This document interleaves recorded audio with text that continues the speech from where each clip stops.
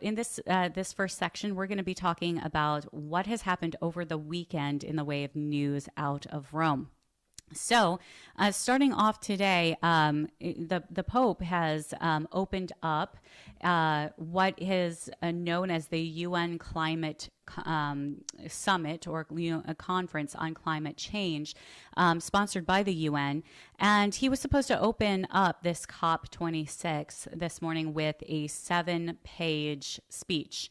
And we know it's 7-page because he was presented by one of his aides this morning, the speech that he himself asked how many pages were in the speech. And I find that kind of interesting, especially since if he wrote this speech, then he would definitely know how many pages his speech would be.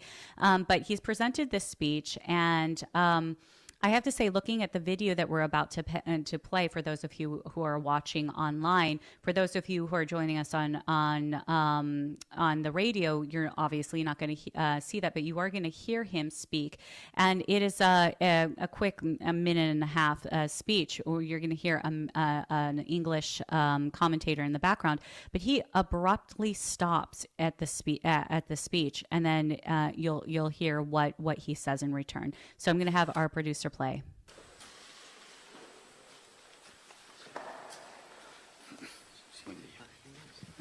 ¿Cuánto? 7. Estos son los que después hablan, se lo paso allá cuando se sientan. Capi e rappresentanti. Religious heads and representatives, Your Excellencies, dear brothers and sisters, thank you all for gathering here, highlighting the desire for a profound dialogue among us and with scientific experts. Allow me to offer 3 concepts to reflect on this collaboration: the gaze of interdependence and sharing, the driving force of love, and the vocation to respect. Have you got this text? I'm going to leave you with the translations of this speech to save time, so that we can move on with our celebrations. You will be able to read my speech in the translation that you will be handed out. And that was it. That was very surprising to those of us in the press this morning to see that the Holy Father had a 7-page, and he asks, a 7-page speech. He gives out 3 points, and then he abruptly stops. And I have to say, looking at the video, this is just an observation to me, he looks very, very tired. His face is drawn. His eyes have dark circles. Now, we know that the Pope is going to be traveling potentially at the end of this month to this COP26 in Glasgow. And he is going to be there, and he's going to not meet with Catholic leaders and supposedly not be celebrating public mass, but he is going to be meeting with these leaders, these world leaders and religious leaders, specifically focusing on climate change. But it was definitely an abrupt, video, and of course we noticed that. So that's one of the stories coming out of the Vatican this morning. He opened this up, and then he chose not to read his speech.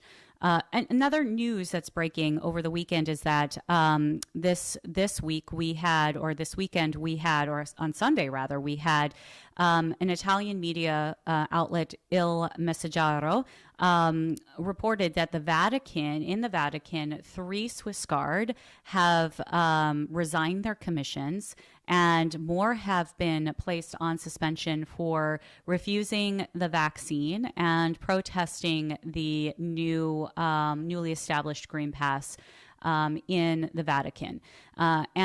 And for those of you who are listening to this, or who have read other reports, I think we have to be very, very cautious about this, because this is an ongoing issue within many militaries. We are seeing this also in the United States, within the U.S. military, where orders have been given to vaccinate and military members, including special forces in the United States, are responding that this is not a valid order. This cannot be done, especially at the level of emergency, and also not knowing the effects, other than knowing that there have been some side effects on the heart to younger men and women. That obviously is of concern to those whose duty is to be in top tier shape, including those who serve the Pope as Swiss Guard. So some of the reports that I have seen have named individual officers involved, but not provided any sourcing on that.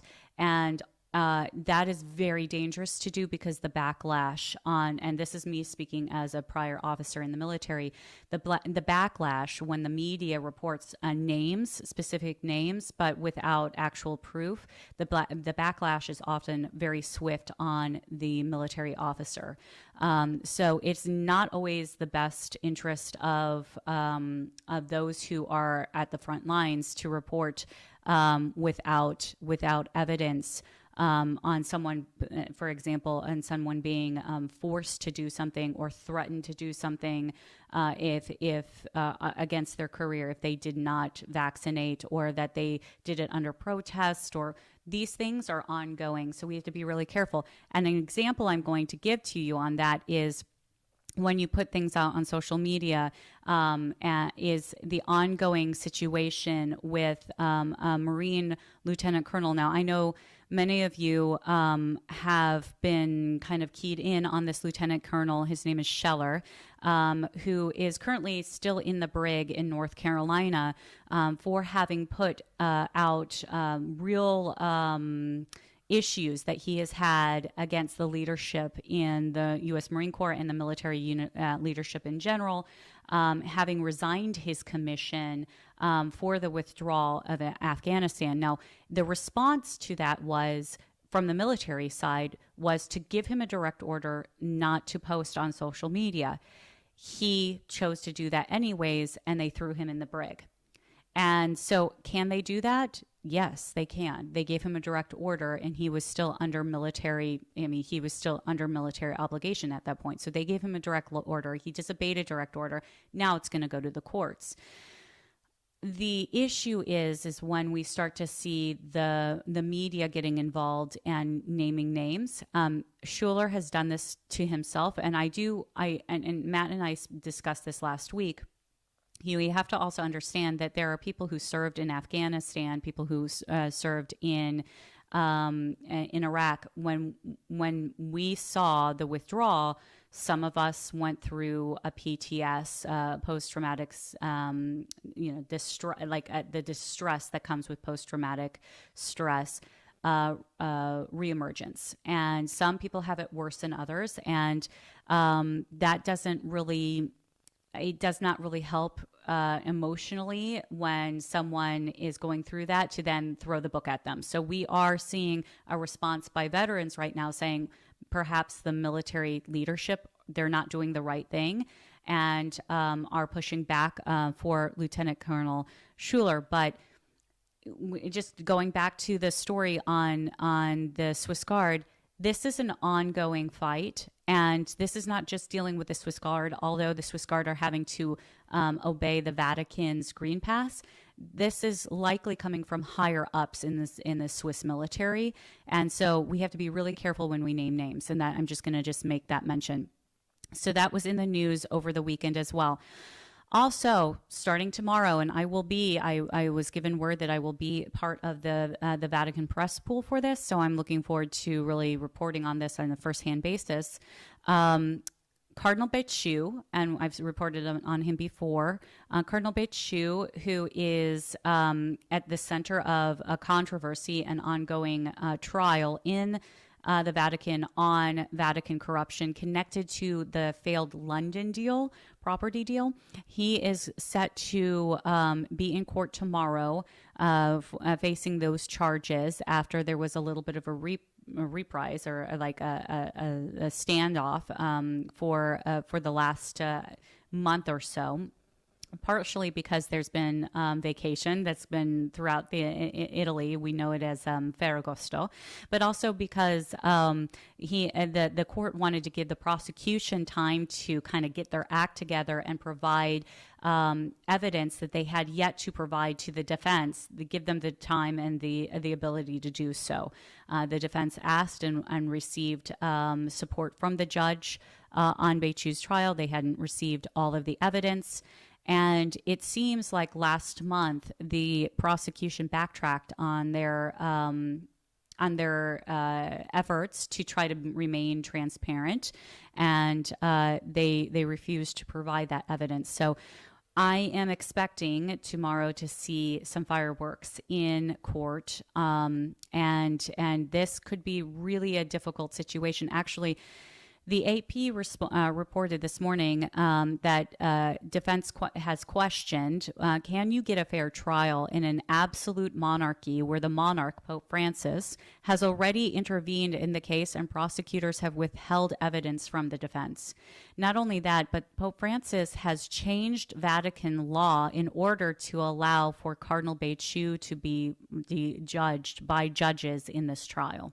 So there's I think that's a legitimate question that, especially as Americans, we are asking, can you receive a fair trial if you have an absolute monarch who's already kind of pointed out Beichu as the one who is the point person for all of this corruption?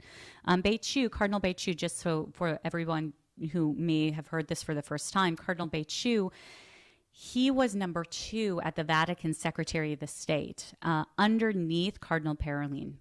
And he is charged with multiple counts of dealing with corruption as well as witness tampering.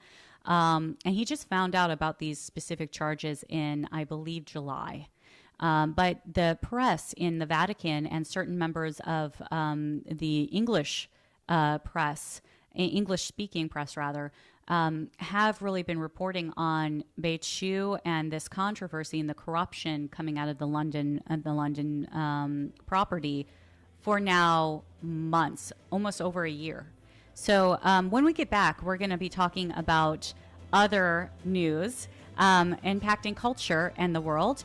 I hope you join us after the break, but for now, stick with us. This is Intersections, Crossing Faith, Culture, and Current Events.